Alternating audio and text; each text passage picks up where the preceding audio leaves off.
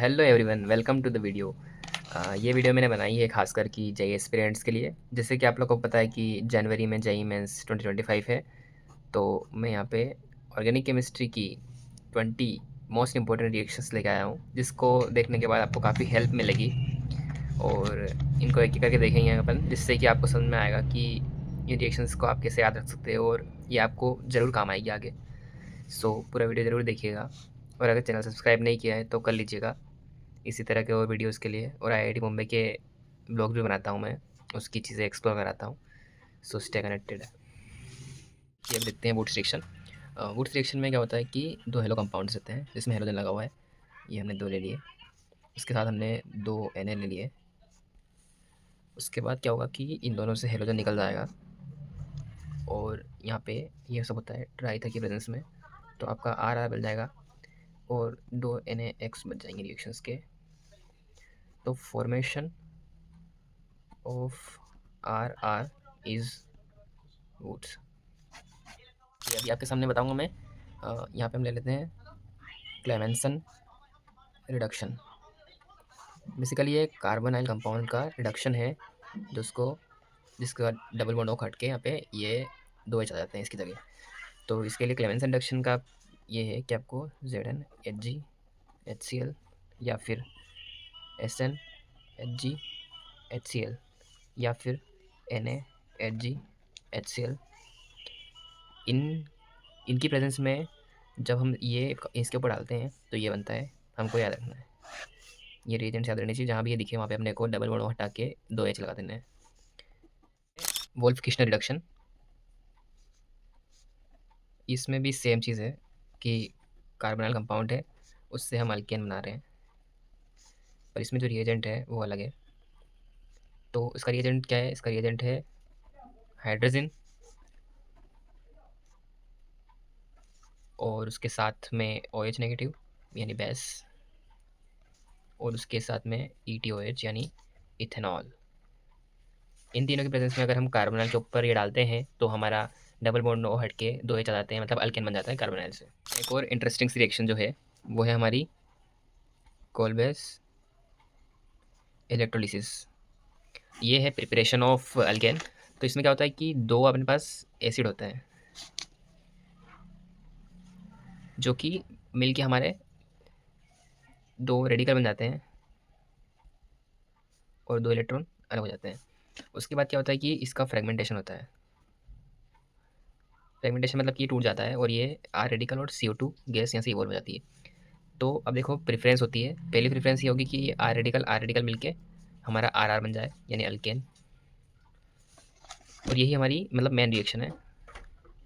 But second case ये कि अगर ये नहीं हो रहा है, कुछ दिक्कत आ रही है अगर, तो हमको इस रेडिकल को और इस रेडिकल को मिला के जोड़ देना है, ईस्टर बन जाएगा। और थर्ड ये है कि अगर ये केस भी नहीं है तो हमको दो रेडिकल लेने हैं और डिसप्रपोर्शनेशन करना है।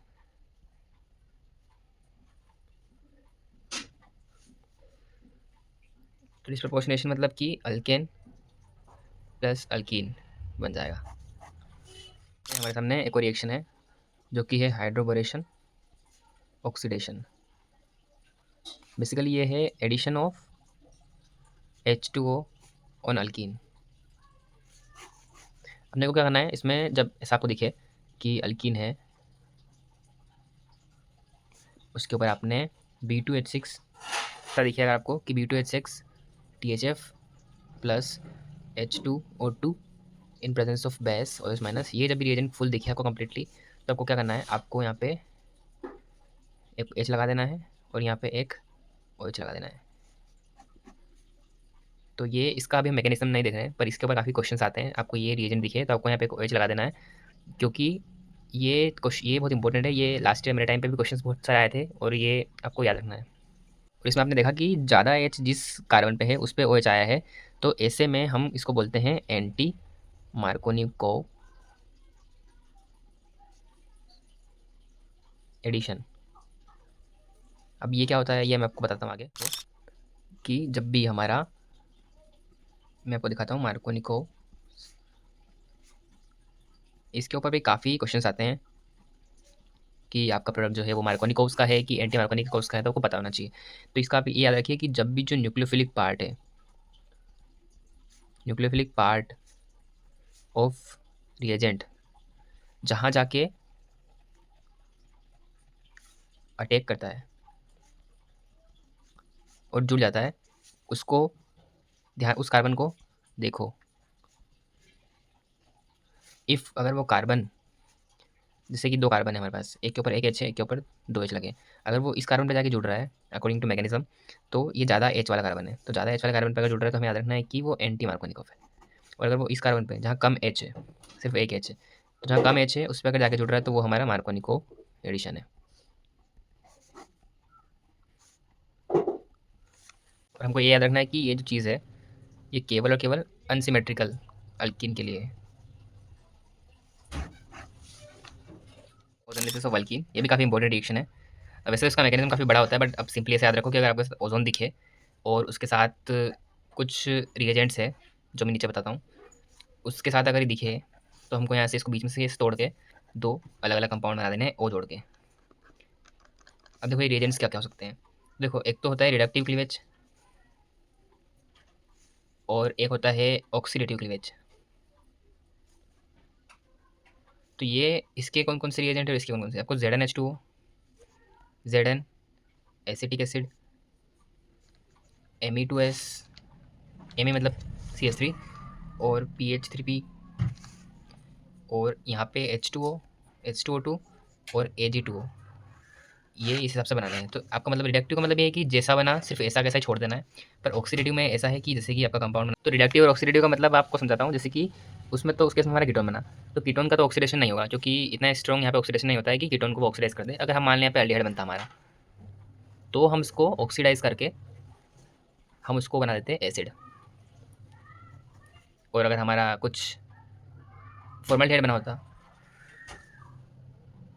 तो हम उसको भी बना देते हैं एसिड, पर वो यहाँ पे फर्दर ऑक्सीडाइज हो जाता। और यहाँ पे तो अगर हमारा ये था तो हमको इसको H2O प्लस CO2 बनाना पड़ेगा, क्योंकि ये हमारा 2 एच एक कार्बन पे कभी नहीं होते हैं, इसीलिए हमारा CO2 प्लस H2O बना के हमको इसको CO2 गैस निकाल देना है, पानी बना देना है। और अगर हमारा फॉर्मल्डिहाइड दिखा है हमको या फिर कोई सा एल्डिहाइड दिखा है तो उसको हमको एसिड बना देना है।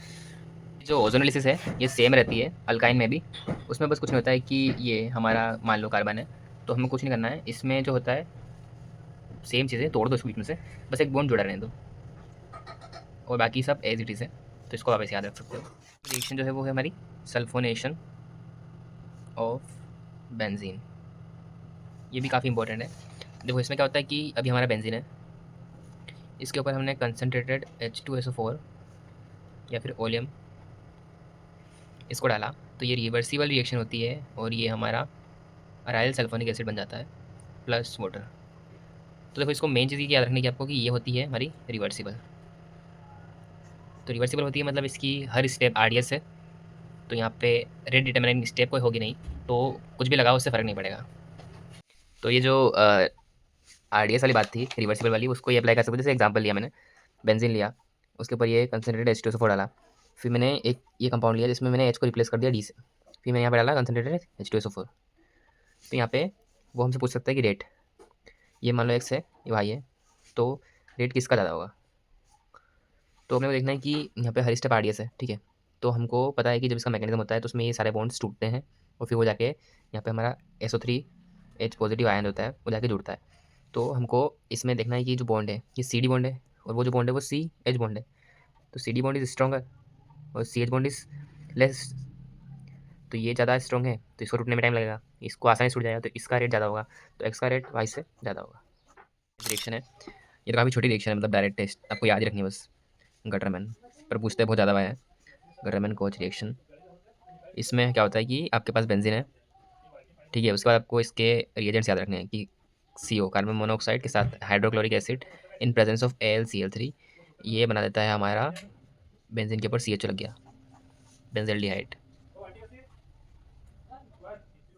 अब मैं आपको बताता हूँ विलियमसन ईथर सिंथेसिस। देखो ये भी काफ़ी इंपॉर्टेंट रिएक्शन है, ये बहुत बार पूछ लेते हैं। तो अपने को क्या करना है, देखो इसमें से कि एक हेलो कंपाउंड है, अल्काइल हैलाइड ले लिया हमने, ये अल्काइल हैलाइड के साथ हमने ले लिया एक दूसरा R है, उसके साथ O नेगेटिव है, एक आयन है, जैसे कि कुछ इस तरह से हमको मिल गया और ये कुछ इस तरह से मिला।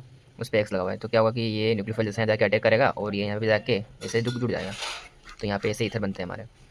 तो इसको भी याद रखिएगा, बहुत इंपॉर्टेंट रिएक्शन जो है वो आपकी वो है रीमर टीमन रिएक्शन। जेई मेंस के पॉइंट ऑफ व्यू से काफ़ी इंपॉर्टेंट है, ये भी ध्यान रखिएगा। जब भी हमारा यहाँ पे फिनॉल दिखे, उसके साथ CH Cl3 दिखे, उसके ऊपर हमने बेस डाला हुआ है OH-, तो क्या होता है कि दो बनते हैं। तो इसमें जो है वो ऑर्थो वाला आपका है मेजर बनता है, और जो ये पैरा वाला है माइनर बनता है। काफ़ी इंपॉर्टेंट रिएक्शन आएगी, जैसे कि इसमें हमारी कौन सी है, अल्डोल रिएक्शन। तो ये देखो कि कोई भी कार्बोनाइल कंपाउंड, इसकी देखो एक तो कार्बोनाइल कंपाउंड होना चाहिए, दूसरा उसके पास अल्फा हाइड्रोजन होना चाहिए, अल्फा कार्बन पे हाइड्रोजन प्रेजेंट होना चाहिए हमारा, तब जाके रिएक्शन होगी। तो जैसे कि हम इसका एग्जांपल लेते हैं, जैसे हमने यहाँ पे ये ले लिया, दो ले लिया हमने, ये CHO, तो डायरेक्ट क्या करना है, इसके दो, ये जो यहाँ पे ये पॉइंट है इसका, और इसके दो हाइड्रोजन निकाल देना है, इसका वो निकाल देना है, तो ये दोनों बनके H2 निकल जाएगा, और बचेगा क्या हमारा, ये कंपाउंड। यही हमारी अल्डोल रिएक्शन है, जब हमारा यहाँ पे अल्फा H हो, और ये कब होती है, जब आपको डाइल्यूट OH- और हीट ये रिएजेंट दिखे, तो आपने कोई रिएक्शन करवा देनी है। ज़रूर रिएक्शन भी इसी का एक वो है। देखो केनिज़ारो रिएक्शन में ये होता है कि जहाँ पे अपना अल्फा H नहीं होता, जहाँ पे अल्फा H नहीं होता वहाँ पे केनिज़ारो होती है। और एक चीज़ याद रखनी कि ये केवल और केवल हमारी अल्डिहाइड्स के लिए है, कीटोन्स के लिए रिएक्शन नहीं है, अल्डिहाइड्स के लिए। इसमें होता क्या है, इसमें होता है हमारा डिसप्रपोर्शनेशन। डिसप्रपोर्शनेशन मतलब क्या होता है कि जैसे दो कंपाउंड है हमारे जो रिएक्ट करने वाले हैं, उसमें से एक जाएगा ऑक्सीडाइज हो जाएगा और एक होगा रिड्यूस। तो जैसे कि हमने एक एग्जांपल ले लिया PHCHO, दो PHCHO ले लिया हमने, और इसका जो रिएजेंट होता है वो कंसनट्रेटेड OH- होता है, उसमें था डाइल्यूट। तो याद रखना, जगह देखिए यहाँ पे हीट नहीं होती है, याद रखना। तो इसमें दो है, तो एक का अगर मैं करूँ रिडक्शन और इसका अगर मैं करूँ ऑक्सीडेशन, तो ये बनेंगे। और ये याद रखना क्योंकि ये आयनिक फॉर्म में होता है, क्यों, क्योंकि यहाँ पे हमारा बेसिक मीडियम है। तो ये अगर एसिड था तो ये बन जाएगा आयन। तो ये दोनों हमारे होते हैं इसके प्रोडक्ट। जो मैं बता रहा हूँ आपको वो है डीकार्बोक्सिलेशन। तो डीकार्बोक्सिलेशन क्या है, डीकार्बोक्सिलेशन है हमारा formation of alkane, and property किसकी है, प्रॉपर्टी ऑफ एसिड। तो इसमें होता क्या है, इसमें होता है एसिड लिया हमने और उसके साथ हमने ले लिया NaOH और CaO, हीट। तो हमारा क्या होता है, एक तो RH बनता है जैसा बताया अल्केन, और Na2CO3 बाय प्रोडक्ट होता है। ठीक है, तो ये होती है हमारी डीकार्बोक्सिलेशन रिएक्शन। और ये हमारी होती है, इसमें बीच में एनायन बनता है और फिर वो जाके अटैक करता है, और ऐसे ही रिएक्शन आगे प्रोसीड करती है। मैकेनिज्म पे हमको इतना भी ध्यान देना नहीं, क्योंकि अभी हमारा पर्पस है कि ये रिएक्शन याद रखें और कहीं भी हमको दिखे तो हम क्वेश्चन कर सकें। जैसे एग्जांपल है, ये हमने एग्जांपल लिया, इसको कराया हमने, तो क्या होगा, सिर्फ हमको क्या करना है, COOH निकाल के H लगा देना है, COOH लगा के H निकाल दिया, तो ये हमारा प्रोडक्ट बन गया। अब जो रिएक्शन है ना वो काफ़ी इंपॉर्टेंट है, फ्रीडल क्राफ्ट्स रिएक्शन। एक इसका होता है अल्काइलेशन और एक होता है असाइलेशन। तो अल्काइलेशन देखते हैं। अल्काइलेशन मतलब देखो ये होता है बेंजीन, इसके ऊपर होती है रिएक्शन। अगर RCl और AlCl3 दिखे तो हमको बेंजीन पे R लगा देना है, और अगर हमारा RCOCl दिखे और AlCl3 दिखे तो हमें RCO लगा देना है, मतलब कि यहाँ पे COR। ये होती है फ्रीडल क्राफ्ट रिएक्शन। जहाँ भी दिखे आपको ये AlCl3 के साथ, तो आपको यहाँ पे ऐड कर देना है। देखो ये रिएक्शन है हमारी हेल वोल्हार्ड जेलेंस्की। एक तो नाम इतने अजीब है इनके, HVZ से याद रखो कि HVZ रिएक्शन कभी दिखे, क्या होता है, एसिड दिखा, एसिड कंपाउंड के बाद अल्फा H दिखे, उसके ऊपर आपको रिएक्टेंट दिखा फॉस्फोरस X2, मतलब कोई भी हेलोजन का डाइमर, फिर हमारा हीट दिखे, तो कुछ नहीं करना है, इसका एक गायब करके यहाँ पे X लगा देना है। और ये चीज़ यहाँ पे याद रखनी है कि ये कार्बन हमारा कायरल बनता है, तो प्रोडक्ट क्या होगा, विल ऑलवेज रेसिमिक। क्या नाम, ये है आपकी हॉफमैन ब्रोमामाइड रिएक्शन। ये आप पुराने क्वेश्चन उठाओगे ना, आपको इसका क्वेश्चन जरूर मिलेगा। इसमें क्या होता है ना, इसमें होता है हमारा अमाइड। अब अमाइड में आपने क्या करा, Br2NaOH, तो बताइए ये होते हैं 4 मोल, तो क्या होता है, अमाइन बनता है, वो भी 1 डिग्री अमाइन। बाई प्रोडक्ट में Na2CO3 प्लस 2 NaBr, ये याद रखना है आपको, ये बहुत इंपॉर्टेंट है। सेंडमेयर रिएक्शन, सेंडमेयर रिएक्शन क्या है? ये होती है हमारी बेंजीन डायज़ोनियम क्लोराइड के ऊपर।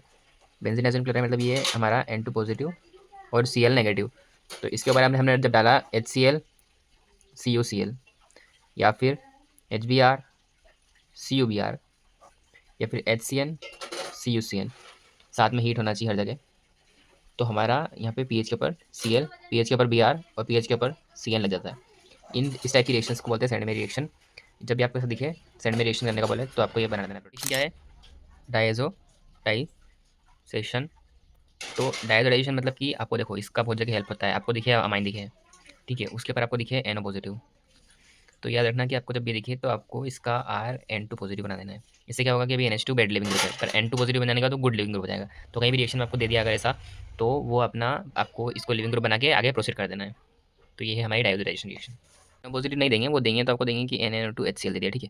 तो NaNO2 HCl क्या होता है? ये सब मिलकर बनाता है HNO2, और HNO2 टूट जाता है हमारा H पॉजिटिव, NO पॉजिटिव और NO2 नेगेटिव में। तो ये आपको यहाँ पे से NO पॉजिटिव आगे रिएक्शन को प्रोसीड करता है। तो ये रिएजेंट दिखे और ये दिखे तो आपको N2 पॉजिटिव बना देना है। लास्ट रिएक्शन बताता हूँ आपको मैं, वो है गैब्रियल थैलिमाइड सिंथेसिस। तो देखो इस रिएक्शन क्या होता है, ये हमको दिखा एसिड, ठीक है। इस एसिड पे मैंने डाला अमाइन, ये हमारा क्या है? Phthalic acid. थैलिक एसिड पे हमने डाला अमाइन, तो क्या होगा? इससे आपका अमाइड बन जाएगा।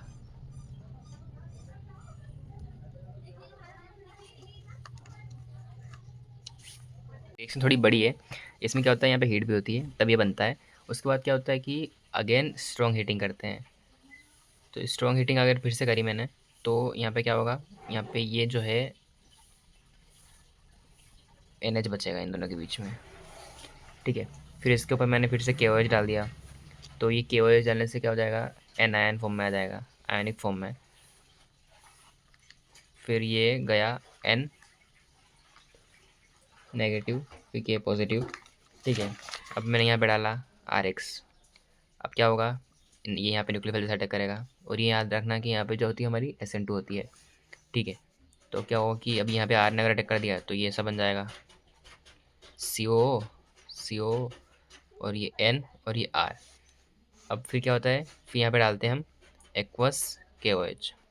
तो एक्वस KOH डालने से क्या होता है कि वो फिर से एसिड बन जाता है,